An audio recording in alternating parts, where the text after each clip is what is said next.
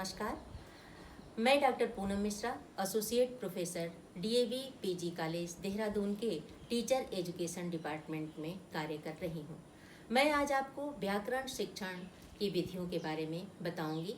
इसके पहले मैंने आपको गद्य और पद्य शिक्षण विधियों के बारे में बताया। आप लोग भावी अध्यापक हैं, छात्राध्यापक हैं, शिक्षक प्रशिक्षणार्थी हैं। अतः एक शिक्षक के लिए यह जानना काफ़ी अनिवार्य है कि हिंदी गद्य, पद्य और व्याकरण को किन किन विधियों से पढ़ाया जाए। और इसीलिए सी-टेट और यू-टेट सारे टेट एग्जामों में भी ये आता है कि शिक्षण की विधियाँ, किन किन शिक्षण विधियाँ को प्रचलन में लाया जाए, कौन कौन सी विधियाँ उपयुक्त हैं, कौन कौन सी विधियाँ मनोवैज्ञानिक हैं, इसके बारे में काफ़ी प्रश्न पूछे जाते हैं। इस दृष्टि से भी ये वीडियो जो है वो आपकी मदद करेगी। अब मैं व्याकरण शिक्षण विधियों पर आती हूँ। भाषा एक महान शक्ति है। व्याकरण शास्त्र भाषा के संबंध में नियमों का संग्रह है। व्याकरण के नियमों के द्वारा भाषा का स्वरूप स्थिर होता है और व्यवस्थित होता है। व्याकरण के द्वारा भाषा सशक्त होती है और परिमार्जित होती है। उसकी व्यापकता और सार्वभौमिकता का एक बहुत बड़ा आधार व्याकरण शिक्षण को माना जाता है। व्याकरण का विकसित और सर्वश्रेष्ठ होना ही भाषा को एक बहुत बड़ा आधार प्रदान करता है। यदि हम भाषा को रथ, भाव को रथी और व्याकरण को सारथी मान लें तो भाषा रूपी रथ को हम ठीक लीक पर इस प्रकार चला सकते हैं जिससे हम इच्छित भाव सरलता से पहुंचा सकते हैं। इसके बाद मैं आपको व्याकरण शब्द की व्युत्पत्ति के बारे में बताती हूँ। जैसे व्याकरण की जो शाब्दिक व्युत्पत्ति है वो बी आ प्लस क्री धातु प्लस ल्युट प्रत्यय के रूप में की जाती है, जिसका अर्थ होता है व्याक्रियन्ते व्युत्पाद्यन्ते शब्दः अनेनेति व्याकरणम, अर्थात जिसके द्वारा अर्थ स्वरूप से शब्द की सिद्धि हो उसे व्याकरण कहते हैं। पतंजलि मुनि ने व्याकरण को शब्दानुशासन कहा है और पाणिनि, कात्यायन और पतंजलि ये व्याकरण के मुनित्रय कहलाते हैं। कई बार ये प्रश्न पूछा जाता है कि व्याकरण के मुनित्रय कौन कहे जाते हैं। कामता प्रसाद गुरु का जो व्याकरण है वो हिंदी का मानक व्याकरण कई दशाब्दियों तक रहा और आचार्य किशोरीदास वाजपेयी का योगदान काफ़ी रहा हिंदी भाषा में, जिन्होंने हिंदी शब्दानुशासन लिखा और ये एक काफ़ी दिनों तक मानक ग्रंथ रहा है। अब मैं आपको भाषा की व्याकरण की परिभाषाओं के बारे में बताऊंगी। व्याकरण भाषा का व्यवहारिक विश्लेषण अथवा इसका शरीर विज्ञान है। डॉक्टर स्वीट की ये परिभाषा है। अब जब जैसे व्यवहारिक जो है आप जानते हैं कि ये विशेषण है, तो व्यवहारिक अर्थात व्यवहार में लाने योग्य, और विश्लेषण का मतलब है छोटे छोटे टुकड़ों में बांटना। तो व्याकरण क्या करता है कि भाषा को व्यवहार में लाने के लिए छोटे छोटे भागों में बांटकर और उसका विश्लेषण करता है, छोटे छोटे भागों में बांटता है, जिससे हम विद्यार्थियों के लिए उसे सरल, सुगम और बोधगम्य कर सके। दूसरे शब्दों में व्याकरण जो है वो भाषा का शरीर विज्ञान माना जाता है। अब मैं आपको दूसरी परिभाषा बता रही हूँ लेनार्ड ह्यूम ग्रिल्ड की। उन्होंने कहा कि भाषा के रूप की सार्थक एवं शुद्ध व्यवस्था करना ही व्याकरण है। अब अगर हम केवल सार्थक शब्द की बात करें तो सार्थक शब्द में स जो है वो उपसर्ग है, और जैसे सार्थक की बहुत से अर्थ हैं। जैसे सार्थक को अर्थ सहित कहते हैं, सफल है, गुणकारी है, लाभदायक है, लाभकर है, अर्थपूर्ण है, विचारपूर्ण है, उद्देश्यपूर्ण है। तो अगर मतलब सार्थक का क्या मतलब हुआ कि भाषा के रूप की सार्थक, उद्देश्यपूर्ण, लाभदायक तरीके से और शुद्ध व्यवस्था कर देना ही व्याकरण कहा जाता है। कुल मिलाकर अगर हम देखें तो व्याकरण भाषा पर अनुशासन का काम करता है। जिस प्रकार से अनुशासन में रहकर ही हम समाज के सभी कार्यों को उचित तरह से कर सकते हैं। अब कोई भी व्यक्ति अगर उच्छृंखल हो जाता है, वो समाज के नियमों का पालन नहीं करता है, तो वो उसे समाज से बहिष्कृत कर दिया जाता है। इसी तरह से भाषा पर अगर व्याकरण का अंकुश न रहे, व्याकरण का अनुशासन न रहे, तो भाषा जो है वो निरर्थक हो जाएगी और भाषा निरंकुश हो जाएगी और फिर जो भाषा का प्रयोग है वो समाज सम्मत और समाजोपयोगी नहीं रह जाएगी। इसलिए व्याकरण की अत्यधिक उपयोगिता बताई जाती है। अब मैं आपको भाषा की विशेषताओं के बारे में बताऊंगी। जैसे व्याकरण भाषा की शुद्धता का साधन है, साध्य नहीं है। जिस तरह से साधन, जैसे हम ट्रांसपोर्ट के कई साधन यूज करते हैं एक स्थान से दूसरे स्थान तक जाने के लिए, उसी तरह से हम शुद्ध और परिष्कृत और प्रांजल परिनिष्ठित भाषा के लिए हम व्याकरण का प्रयोग करते हैं। व्याकरण एक साधन है जिसके द्वारा हम शुद्ध भाषा को प्राप्त कर सकते हैं। व्याकरण वास्तव में शब्दानुशासन है। शब्दानुशासन मतलब जो शब्दों पर अनुशासन करता है, जो शब्दों पर नियंत्रण करता है, वो व्याकरण कहा जाता है। व्याकरण भाषा का अंग रक्षक है और जिसमें गद्य साहित्य का तो आधार ही व्याकरण है। जैसे मैंने आपको बताया था कि गद्यम कविनाम निक्सम वदंती, गद्य कवियों की कसौटी है। पद्य में तो लेखक कवि को थोड़ी छूट भी होती है कि जहाँ न पहुँचे रवि वहाँ पहुँचे कवि, लेकिन गद्य में परिनिष्ठित, प्रांजल और शुद्ध भाषा का प्रयोग किया जाता है। तो गद्य का साहित्य का तो आधार ही व्याकरण है। इसके अलावा भाषा की पूर्णता के लिए हमें पढ़ना, लिखना, बोलना और सुनना, मैंने कई बार आपको क्लास में भी कहा कि ये जो 4 कौशल हैं, ये चारों कौशल भाषा की पूर्णता के लिए आवश्यक होते हैं। और इन चारों कौशलों की जो शुद्धता है वो व्याकरण के नियमों से ही हमारे पास आती है। इसलिए ये व्याकरण के मुख्य उद्देश्य हैं। और अब मैं आपको मुख्य विशेषताएं हैं, अब मैं आपको व्याकरण के उद्देश्यों के बारे में बताऊंगी। जैसे विद्यार्थियों को विविध ध्वनियों का ज्ञान देना, जैसे व्याकरण के द्वारा विद्यार्थियों में रचना और सृजनात्मक प्रवृत्ति का विकास करना, जैसे शुद्ध भाषा का प्रयोग सिखाना, जैसे विद्यार्थियों को भाषा से संबंधित नियमों की जानकारी देना। तो ये हुए आपके उद्देश्य और विशेषताएं आपको बुक से भी बहुत सी मिल जाएंगी, लेकिन मुख्य उद्देश्यों और विशेषताओं पर मैंने चर्चा की है। अब मुख्य बिंदु जो हमारा है वो है व्याकरण शिक्षण की विधियाँ। व्याकरण शिक्षण की जो विधियाँ हैं वो प्राचीन काल से ही परंपरागत ढंग से चली आ रही हैं और उनमें कुछ प्रमुख विधियों का उल्लेख करना यहाँ आवश्यक है। सबसे पहली विधि जो है वो निगमन विधि अथवा सिद्धांत विधि है। इसके 2 उपविधियाँ भी हैं, सूत्र विधि और पाठ्यपुस्तक विधि। इसी तरह से आगमन विधि और उसकी 2 उपविधियाँ, प्रयोग विधि और सहयोग विधि, आबलिक सहसंबंध विधि। तृतीय विधि प्रत्यक्ष भाषा शिक्षण विधि, डायरेक्ट लैंग्वेज टीचिंग मेथड। और 4th है अव्याकृति प्रणाली या भाषा संसर्ग प्रणाली। अब मैं सबसे पहले आपको बात करती हूँ आपके सामने डिडक्टिव मेथड की, ये जिसे निगमन विधि अथवा सिद्धांत विधि कहते हैं। अब निगमन विधि, इस विधि को हम नियम उदाहरण विधि भी कहते हैं। इस निगमन विधि में सर्वप्रथम परिभाषा या सिद्धांत बताए जाते हैं, तत्पश्चात सावधानी पूर्वक उसके अर्थ की व्याख्या की जाती है और अंत में तथ्यों का प्रयोग करके उसे पूर्ण रूप से स्पष्ट किया जाता है। तो ये जो इसको नियम उदाहरण विधि कहते हैं। और मैंने अभी आपको बताया कि इसमें हम पहले नियम बताते हैं और फिर उदाहरण देते हैं। अब इसके जो है वो 4 स्टेप्स होते हैं। पहला जो है वो नियम बताना, नियम, दूसरा स्पष्टीकरण, तीसरा उदाहरण और चौथा परीक्षण। अब सबसे पहले हम नियम की बात करते हैं। अब जैसे जब हमने नियम बताया तो हमने नियम क्या बताया कि किसी व्यक्ति, वस्तु या स्थान के नाम को संज्ञा कहते हैं। हमने संज्ञा की परिभाषा बच्चों को बता दी, नियम बता दिया। उसके बाद उनको जो है वो स्पष्टीकरण किया, नियम को स्पष्ट किया कि किसे हम व्यक्तिवाचक संज्ञा कहेंगे, किसी भाववाचक संज्ञा कहेंगे, किसी जातिवाचक संज्ञा कहेंगे। मतलब संज्ञा का चार्ट बना के पूरा उनके सामने नियम भी बता दिया, उसको स्पष्ट भी कर दिया। अब उसका उदाहरण देंगे हम। अब उदाहरण देने के लिए जैसे मान लीजिए वाराणसी एक शहर है, राम एक अच्छा लड़का है और छात्र पुस्तक का अध्ययन कर रहे हैं। अब इन तीनों ही उदाहरणों में आपको जैसे छात्र, पुस्तक, राम, वाराणसी, ये सारी संज्ञाएं हैं और इनको जो है वो विद्यार्थी देखेंगे और उसके बाद उदाहरण के बाद उनका परीक्षण करेंगे।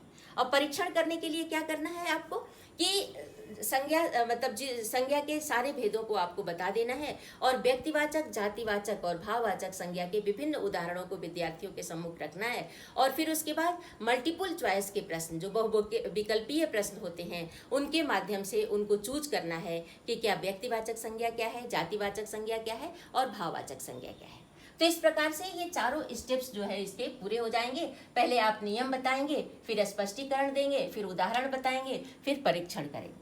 इसी तरह से दूसरा नियम कि जैसे काव्य की शोभा बढ़ाने वाले शब्दों को अलंकार कहते हैं। अब इसमें आपने उदाहरण दिया कि तरनी, तनुजा, तट, तमाल, तरुवर, बहुछाय। अब इसमें आपने देखा कि आप बताओगे कि त शब्द की तरनी, तनुजा, तट और तमाल, तरुवर, ये त की बार बार आवृत्ति हो रही है। त की बार बार आवृत्ति हो रही है तो चूंकि काव्य की शोभा बढ़ाने वाले शब्दों को अलंकार कह रहा है, इसलिए इसमें अनुप्रास अलंकार है। इसी तरह से चारों चंद्र की चंचल किरणें खेल रही हैं जल थल में, तो इसमें आपने देखा कि च की बार बार आवृत्ति है। चारु, चंद्र और चंचल, इसमें च की बार बार आवृत्ति हो रही है, इसलिए ये अनुप्रास अलंकार है। अब उसी तरह से अब जैसे मान लीजिए बहुव्रीहि समास की बात करें तो बहुव्रीहि समास में अन्य पद प्रधान होता है। और जैसे इसमें पीतांबर, पीत है अंबर जिसका, अर्थात भगवान श्री कृष्ण। इसी तरह से गजानन, गज है आनंद जिसका, अर्थात भगवान श्री गणेश। तो हम बहुव्रीहि समास के बारे में बताएंगे, सामसिक पदों के पहले नियम बताएंगे और उसके बाद जो है इसके उदाहरण देंगे। ठीक है, तो इस तरह से ये निगमन विधि में आपने देखा कि नियम, स्पष्टीकरण, उदाहरण और परीक्षण। पहले हमने नियम बताया, जैसे संज्ञा का नियम बताया, हमने अलंकार का नियम बताया, हमने समास का नियम बताया। नियम के बाद हमने उसको स्पष्ट किया, स्पष्ट करने के बाद हमने उसके उदाहरण दिए और उदाहरण देने के बाद हमने उसका परीक्षण लिया। आप जानते हैं कि knowledge is not knowledge until it is put to use. ज्ञान सच्चे अर्थों में तब तक ज्ञान नहीं होता जब तक हम उसे प्रयोग न करें। तो परीक्षण के द्वारा हम ये देखते हैं कि विद्यार्थियों ने कितना प्रयोग किया है, कैसा प्रयोग किया है। तो उसके बाद जो है ये आपका निगमन विधि। और नियम और सिद्धांत अमूर्त होते हैं, ये एब्स्ट्रैक्ट होते हैं, इसलिए और छात्र जो है वो स्थूल को अधिक समझते हैं, छात्र कॉन्क्रीट फॉर्म को अधिक समझते हैं। तो प्राथमिक कक्षाओं में इसका जो प्रयोग है वो व्यवहारिक नहीं माना जाता है, इसीलिए इस विधि को हम अमनोवैज्ञानिक भी मानते हैं। और लेकिन परंपरागत शिक्षण प्रणाली में इसको निगमन विधि और सिद्धांत विधि कहा जाता है। इस विधि के प्रणाली के दो रूप पाए जाते हैं, एक होता है सूत्र प्रणाली और दूसरा है आपका पाठ्य पुस्तक प्रणाली।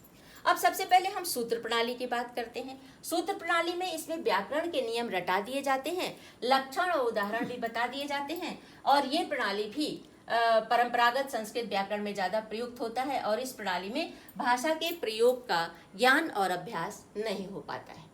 ठीक है, जैसे सूत्र आप जैसे अकः सवर्णे दीर्घ है, आदि गुण है, इसी तरह से संस्कृत में रूप है, धातु रूप है, शब्द रूप है, वो विद्यार्थियों को सारी चीज़ें रटा दी जाती हैं, याद करा दी जाती हैं। लेकिन चूंकि बच्चे जो है वो बिना समझे रटते हैं, मतलब वैसे ही याद कर लेते हैं, इसलिए जो है इस विधि को हम अमनोवैज्ञानिक मानते हैं। और इसमें हम विद्यार्थियों का जैसा विकास होना चाहिए बुद्धि का वैसा विकास नहीं पाते हैं। लेकिन किसी भी ज्ञान को सीखने के लिए ये पहली इकाई मानी जाती है। स्मृति जो है वो पहली इकाई। अधिगम की 4 अवस्थाएं होती हैं। सबसे पहले हम किसी चीज़ को सीखते हैं, उसके बाद हम उसको रिटेंशन करते हैं, उसके बाद हम उसको रिकॉल करते हैं, फिर रिकॉग्निशन करते हैं। तो सबसे पहले हम सीखते हैं किसी चीज़ को, अधिगम करते हैं, तो उसके लिए याद करना जरूरी होता है। उसके बाद दूसरा आता है पाठ्य पुस्तक प्रणाली। अब पाठ्य पुस्तक प्रणाली में इसमें व्याकरण की पुस्तक में दी हुई जो परिभाषाएं हैं और जो नियम हैं वो रटा दिए जाते हैं, विद्यार्थियों को याद करा दिए जाते हैं। अब पाठ्य पुस्तक प्रणाली में भी आपने देखा कि इसमें हम कंठस्थीकरण पर ज़्यादा जोर देते हैं।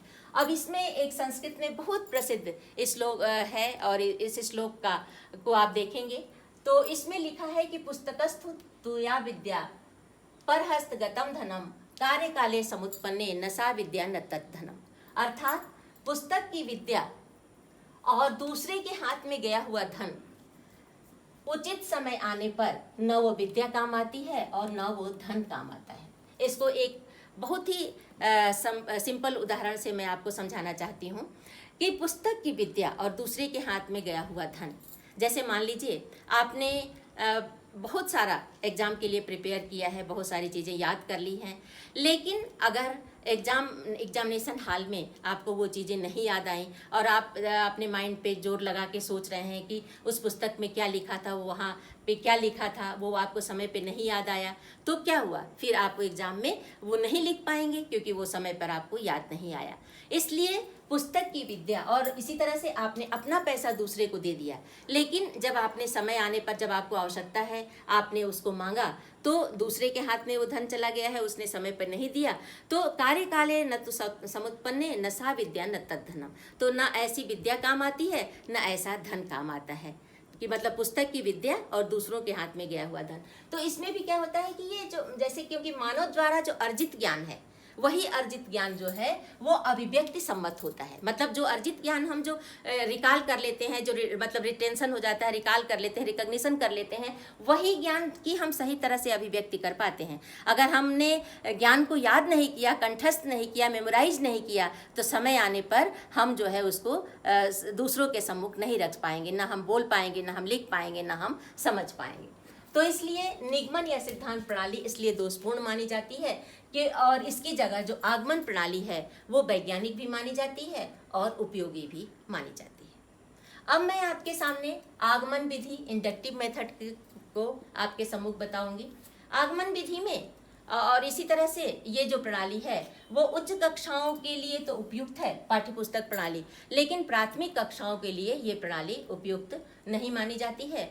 लेकिन विषय पे जो अधिकार है वो तो कंठस्थीकरण से ही आता है, वो तो स्मृति स्तर से ही आता है, और वो जो है स्मृति के द्वारा ही कराया जाता है। अब मैं आपको दूसरी विधि जो है आगमन विधि, इंडक्टिव मेथड के बारे में बताऊंगी। आगमन विधि और निगमन विधियां दोनों ही प्राचीन विधियां हैं, लेकिन आगमन विधि को मनोवैज्ञानिक सिद्धांतों पर आधारित बताया जाता है।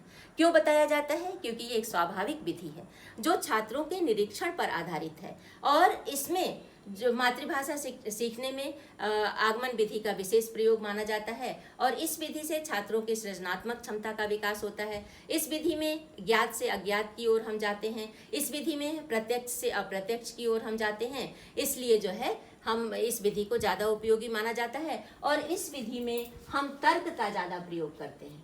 आगमन विधि में तर्क का, लॉजिक का हम ज़्यादा प्रयोग करते हैं, इसलिए तर्क का जो है इसमें विशेष महत्व माना जाता है। अब मैं कुछ उदाहरणों के द्वारा आपको इसको समझाऊंगी। जैसे तर्क, जैसे कौटिल्य नस्वर है, युधिष्ठिर नस्वर है, पाणिनि नस्वर है, पतंजलि नस्वर हैं, ये सभी मनुष्य हैं, इसलिए सभी मनुष्य नश्वर हैं। अब इसमें तर्क का प्रयोग किया गया, विद्यार्थी के सम्मुख बताया गया कि जैसे कौटिल्य, युधिष्ठिर, पाणिनि और पतंजलि, ये चारों जो है ये व्यक्ति हैं, और व्यक्ति नश्वर हैं, मैन इज मॉर्टल, मनुष्य जो है मरणशील प्राणी है, तो ये सभी मनुष्य हैं, इसलिए सभी मनुष्य नश्वर होते हैं। इसी तरह से दूसरा उदाहरण आपने लिया तर्क के द्वारा कि पुस्तक पीली है, पेंसिल लाल है और स्याही नीली है, को व्याकरण में क्या कहते हैं? तो अब आप पुस्तक, पेंसिल और स्याही, इन तीनों के नीचे अंडरलाइन करेंगे और विद्यार्थियों से पूछेंगे कि इसको व्याकरण की दृष्टि से क्या कहते हैं, तो बच्चे बताएंगे संज्ञा। उसके बाद फिर आप पूछेंगे पीली, लाल और नीली, इसको व्याकरण की दृष्टि से क्या कहते हैं, तो बच्चे बताएंगे विशेषण, क्योंकि संज्ञा और सर्वनाम की विशेषता बताने वाले शब्दों को विशेषण कहा जाता है। इसको हम उदाहरण और नियम भी कहते हैं। उदाहरण नियम, जैसे मैंने निगमन में आपको बताया कि नियम से उदाहरण। अब निगमन को आप याद करेंगे, निगमन का नि और नियम, पहले नियम और उदाहरण। आगमन में आ से उ, मतलब उदाहरण से नियम, पहले उदाहरण देंगे फिर नियम। अब जैसे पहले मैंने आपको उदाहरण दिया कि कौटिल्य नश्वर है, युधिष्ठिर नश्वर है, पाणिनि नश्वर है, और फिर मैंने आपको बताया कि मनुष्य नश्वर है। इसी तरह से मैंने आपको संज्ञा का भी पहले उदाहरण दिया, उसके बाद मैंने विशेषण का भी उदाहरण दिया, उसके बाद उसके नियम बताए। तो इसमें पहले उदाहरण दिया जाता है, और उदाहरण इसीलिए इसे ज्ञात से अज्ञात की ओर, उदाहरण पता है विद्यार्थियों को, उनके मतलब वो ज्ञात से अज्ञात की ओर उनको ले जाया जा रहा है, प्रत्यक्ष से अप्रत्यक्ष की ओर ले जाया जा रहा है, इसलिए विद्यार्थी की इसलिए सृजनात्मकता और तर्क शक्ति का विकास होता है। इसमें भी तो उपविधियों का हम प्रयोग करते हैं, एक प्रयोग प्रणाली है और दूसरी जो विधि है वो सहसंबंध विधि है। दो विधियों का, उपविधियों का हम प्रयोग करते हैं। तो प्रयोग प्रणाली, जैसे प्रयोग प्रणाली जो है ये व्याकरण पढ़ाते समय छात्रों के सम्मुख उदाहरण रखे जाते हैं और इसमें 4 स्टेप्स को हम फॉलो करते हैं। एक उदाहरण, दूसरा तुलना और विश्लेषण, तीसरा नियमीकरण और चौथा प्रयोग और अभ्यास। अब सबसे पहले जब हम उदाहरण की बात करेंगे तो जैसे मान लीजिए कि मैंने विद्यार्थियों के सम्मुख उदाहरण रखा कवि प्लस इंद्र कबींद्र। अब इसमें मैंने देखा कि छोटी ई और ई मिलकर बड़े ई बन गया, तो ये क्या हो गया, कबींद्र हो गया। इसी तरह से तो प्लस आदेश, इसमें अ और आ मिलकर आ हो गया और ये हो गया तवादेश। इसी तरह से मही प्लस इंद्र, बड़ी ई और ई मिलकर महेंद्र हो गया। इसी तरह से भानु प्लस उदय भानुदय हो गया।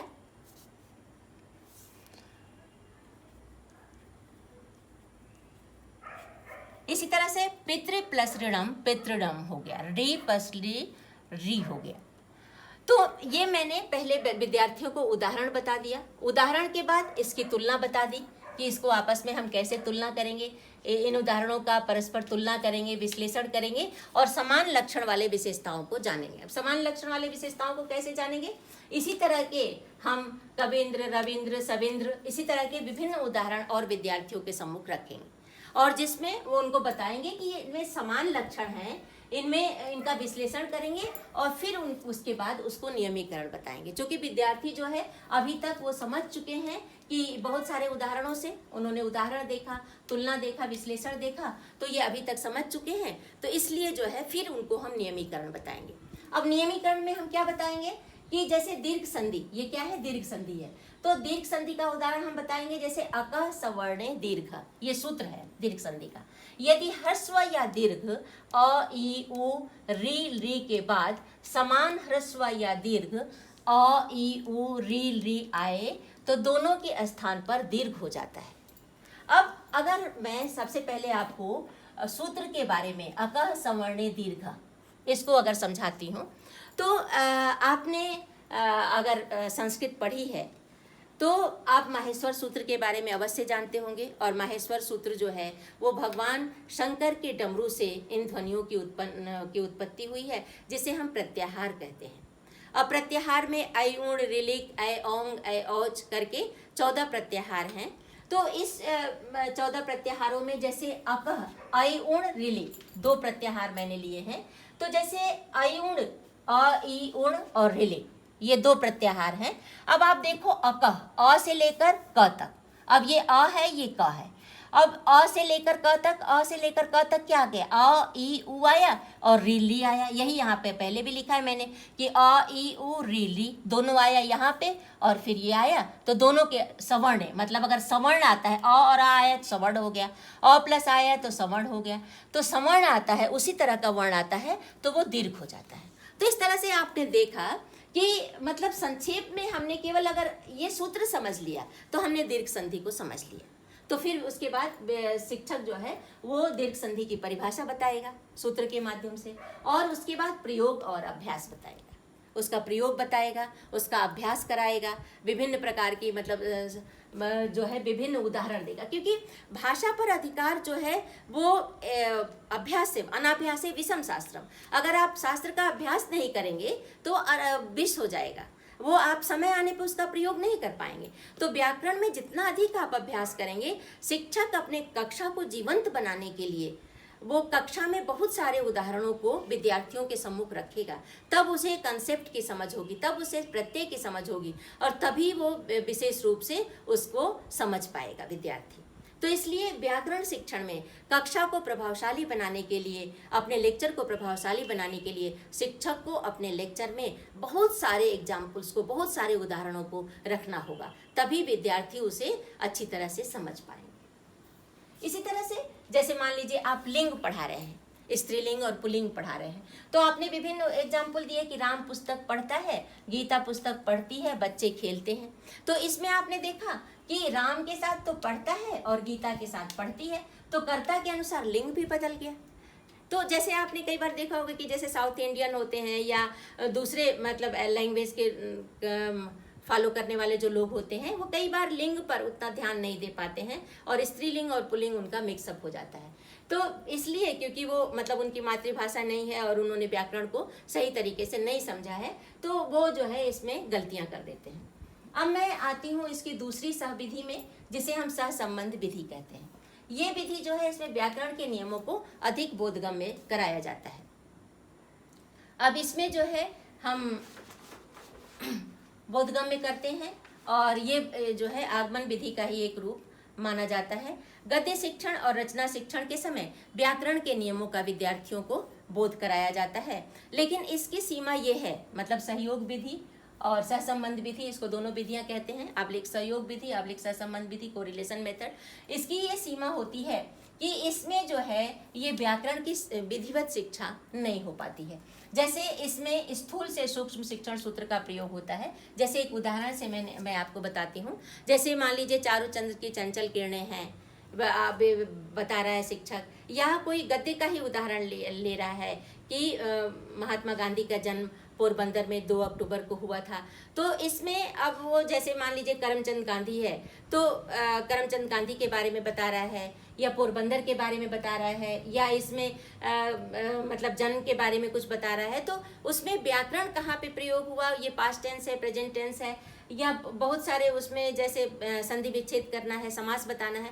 तो ये सारी चीज़ों को पढ़ाते समय शिक्षक जो है वो प्रकारांतर से व्याकरण का अभ्यास कराता है, लेकिन मतलब एक सिस्टमेटिक वे में वो व्याकरण की शिक्षा नहीं देता है। इसलिए इस प्रणाली को हम लोग उतना अच्छा नहीं मानते हैं, क्योंकि इसमें गद्य शिक्षण और रचना शिक्षण प्रयुक्त तो किया जाता है, लेकिन सिस्टमेटिक वे में हम गद्य जो है व्याकरण की शिक्षा नहीं दे पाते। जैसे और इसमें जैसे मान लीजिए शब्द शिक्षण है, वर्तनी शिक्षण है, उच्चारण शिक्षण है, तो इन विधियों का हम प्रयोग करते हैं। अब आता है आपका डायरेक्ट लैंग्वेज टीचिंग मेथड, जिसे हम प्रत्यक्ष भाषा शिक्षण विधि कहते हैं। व्याकरण शिक्षण की ये भी उत्तम विधि मानी जाती है, और ये विधि जो है वो मनोवैज्ञानिक सिद्धांतों पर आधारित है, और इसमें अक्सर बालक जो है भाषा को अनुकरण के आधार पर सीखते हैं। शोध कार्यों द्वारा भी ये निष्कर्ष प्राप्त हुआ है कि बालक उस भाषा को शीघ्र सीख लेता है जिसका व्याकरण भाषा सीखने के बाद सिखाया जाता है। अंग्रेजी माध्यम विद्यालय में भाषा शिक्षण प्रत्यक्ष विधि द्वारा ही किया जाता है, और भाषा सीखने में अनुकरण विधि अधिक उपयोगी एवं प्रभावशाली मानी जाती है। तो इसमें क्या है प्रत्यक्ष भाषा शिक्षण में कि विद्यार्थी जो है वो अनुकरण के आधार पर, जैसे क्लास में इंग्लिश या हिंदी पढ़ाया जा रहा है और उसी में जो है वो डायरेक्ट इनडायरेक्ट जो है मेथड का प्रयोग कर रहे हैं, मतलब उनको अलग से हम ग्रामर का प्रयोग करना नहीं सिखा पाते हैं। लेकिन इस विधि की सबसे बड़ी कमी मैं ये देखती हूँ कि आजकल के जो विद्यार्थी हैं वो सभी को तो एक समान नहीं माना जा सकता है, लेकिन ज़्यादातर विद्यार्थियों की ग्रामर पर उतनी अच्छी पकड़ नहीं होती है जितना कि पहले के ज़माने में होती थी। पहले लोग हाई स्कूल भी पास होते थे, लेकिन उनका भी व्याकरण पर अच्छा अधिकार था। लेकिन आजकल चूंकि व्याकरण को अलग से नहीं पढ़ाया जाता है, इसलिए बच्चे जो है वो ग्रामेटिकल मिस्टेक्स ज़्यादा कर देते हैं। इस विधि में अनुकरण विधि ज़्यादा उपयोगी मानी जाती है, और आप जानते हैं कि भाषा जो है वो पैतृक संपत्ति नहीं है, बल्कि भाषा जो है वो अर्जित संपत्ति है। तो बच्चे जो है अनुकरण के द्वारा भाषा सीखते हैं। एक और विधि है जिसे हम भाषा संसर्ग प्रणाली कहते हैं, आप व्याकृति प्रणाली कहते हैं। ये इस प्रणाली के समर्थक जो है वो व्याकरण की अलग से महत्ता स्वीकार नहीं करते हैं, और वो ये बताते हैं कि उत्तम रचनाओं के अध्ययन से स्वयं ही विद्यार्थियों का भाषा पर अधिकार हो जाएगा। क्योंकि लेकिन ये विधि जो है वो उच्च कक्षाओं के लिए तो उपयोगी हो सकती है, लेकिन छोटी कक्षाओं के लिए प्रणाली निरर्थक ही साबित होती है। इस तरह से मैंने आपको कई विधियों, शिक्षण की कई विधियों के बारे में बता दिया। लेकिन अगर आप मेरा मत पूछें तो मैं आपको ये बताऊंगी कि आगमन और निगमन दोनों विधियां एक दूसरे की पूरक मानी जाती हैं। ये इन विधियों के द्वारा हम आगमन और निगमन विधियों को अगर मिक्स कर दें, मिला दें, मतलब पहले विद्यार्थियों को आगमन विधि से पढ़ाएं, उसके बाद निगमन विधि से पढ़ाएं, तो अगर हम दोनों को संयुक्त कर दें, दोनों प्रणालियों के द्वारा पहले आगमन पढ़ाएं, फिर निगमन पढ़ाएं, फिर आगमन पढ़ाएं, फिर निगमन पढ़ाएं, तो दोनों प्रणालियों के मिक्स करने से क्या होगा कि संयुक्त कर देने से क्या होगा कि विद्यार्थियों का अभ्यास बढ़ जाएगा, और अभ्यास से भाषा पर अधिकार बढ़ जाएगा। तो इस तरह से व्याकरण तो क्या है कि करत करत अभ्यास के जड़मति होत सुजान, रसरी आवत सिल पर पड़त निशान। तो अभ्यास से अनाभ्यासे विषम शास्त्रम और practice makes a man perfect. तो प्रैक्टिस से, अभ्यास से भाषा पर पूर्णता आती है। अनुकरण से भाषा पर हम अधिकार प्राप्त करते हैं, अनुकरण से भाषा सीखी जाती है, लेकिन अभ्यास से भाषा पर हम मास्टरी प्राप्त कर सकते हैं। उस पर हम जो है हम विद्वता उस पर हासिल तभी कर सकते हैं जब उसको हम बार बार अभ्यास करें। जैसे मैथ्स में और साइंस में आप जो है उसका बार बार अभ्यास करते हैं तो आपको अच्छे मार्क्स मिलते हैं। इसी तरह से व्याकरण में, ग्रामर में अगर आप उसका अच्छा अभ्यास करें तो आपको बहुत ही अच्छे मार्क्स मिलेंगे, और इसमें जो भी मार्क्स आपको मिलेंगे वो ऑब्जेक्टिव टाइप के क्वेश्चंस में आप इसमें फुल मार्क्स जो भी प्राप्त कर सकते हैं। तो इसलिए इसमें आप अभ्यास करते रहिए, अभ्यास कराते रहिए विद्यार्थियों से, और जब भी व्याकरण पढ़ाएं तो आपके पास उदाहरणों की बहुलता होनी चाहिए। अगर उदाहरण बहुतायत होंगे, आपके पास बहुत मात्रा में होंगे, तब आप उनका सही और उचित उपयोग कर पाएंगे, जो आपके विद्यार्थियों के व्यवहार परिवर्तन में भी सहायक होगा और आपको भी आगे ऊंचाइयों तक पहुंचा सकता है।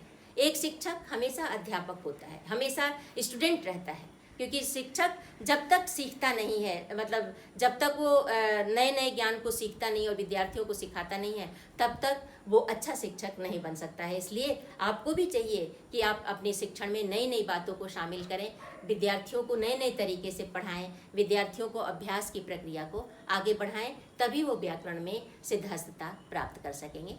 धन्यवाद।